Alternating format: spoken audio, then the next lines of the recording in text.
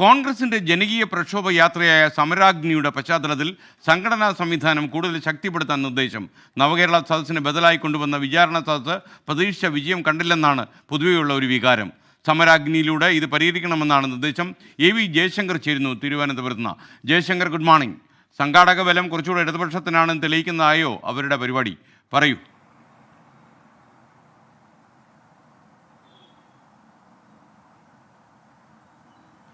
Good morning SKN.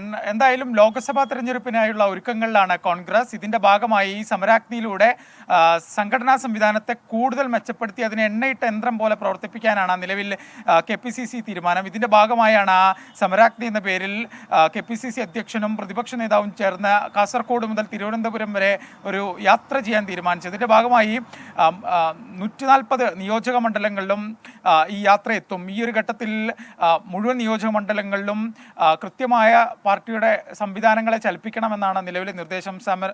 സമരാഗ്നിയുടെ ഭാഗമായി എന്തായാലും സർക്കാരിനെതിരെ നവകേരള സദസ്സുമായി ബന്ധപ്പെട്ട വിചാരണ സദസ്സ് പ്രതിപക്ഷം കൊണ്ടുവന്നിരുന്നു. പക്ഷേ ഈ പരിപാടി മിക്ക മണ്ഡലങ്ങളിലും നടന്നു. പക്ഷേ ഇതിൽ കൃത്യമായി പാർട്ടി സംവിധാനങ്ങളെ ചലിപ്പിക്കാനോ സംഘടനയെ ചലിപ്പിക്കാനോ സാധിച്ചില്ലെന്നാണ് പൊതുവിൽ പാർട്ടി നേതൃത്വത്തിൻ്റെ വിലയിരുത്തൽ. ഇത് സമരാഗ്നിയിലൂടെ പരിഹരിക്കാനാണ് നിലവിൽ സംഘടനയുടെ തീരുമാനം.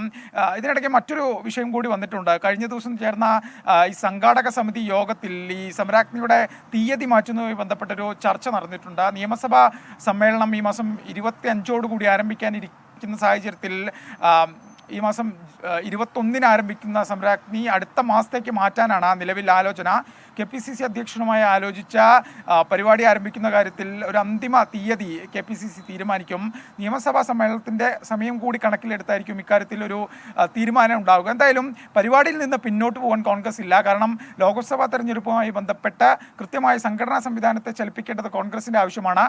ഇത്തരത്തിലൊരു കേരള യാത്ര തന്നെ വേണമെന്നാണ്, ഒരു പ്രതിഷേധ യാത്ര തന്നെ വേണമെന്ന് തന്നെയാണ് KPCC നിലപാട്. എന്തായാലും ഇതുമായി ബന്ധപ്പെട്ട് താഴെത്തട്ടിൽ കൃത്യമായ പ്രവർത്തനങ്ങൾ നടത്താൻ തന്നെയാണ് KPCC നിർദ്ദേശം. പ്രാദേശികമായി കമ്മിറ്റികൾ രൂപീകരിച്ച അസംബ്ലി തലത്തിൽ കൃത്യമായ ഏകോപനത്തോടുകൂടി പരിപാടികൾ സംഘടിപ്പിക്കണമെന്ന ഇതിനോടകം തന്നെ നേതൃത്വം നിർദ്ദേശം നൽകി കഴിഞ്ഞു. ഓരോ നിയോജക മണ്ഡല തലത്തിലും കമ്മിറ്റികൾ രൂപീകരിച്ച് ഇതിനോടകം തന്നെ ജില്ലാ തലത്തിൽ ഇത് ഏകോപിപ്പിച്ചുകൊണ്ടുള്ള പ്രവർത്തനങ്ങൾ KPCC ആരംഭിച്ചിട്ടുണ്ട്. എന്തായാലും വലിയ ഊർജ്ജത്തോടുകൂടിയാണ് ലോക്സഭാ തെരഞ്ഞെടുപ്പുമായി ബന്ധപ്പെട്ട ഇത്തരത്തിലുള്ള പ്രവർത്തനങ്ങളെ സംഘടന കാണുന്നത്. കൂടുതൽ നവകേരള സദസ്സ് ഉൾപ്പെടെ സർക്കാർ സംഘടിപ്പിച്ച CPM സംഘടനാ തലത്തിൽ വലിയ മുന്നേറ്റം കാഴ്ചവെച്ചപ്പോൾ അത്തരത്തിലൊരു നീക്കം കോൺഗ്രസിന് സാധിച്ചില്ല. ഇതിനൊരു പരിഹാരം കൂടിയാണ് ഈ ഒരു യാത്രയിലൂടെ KPCCയും കോൺഗ്രസും ലക്ഷ്യം വെക്കുന്നത്.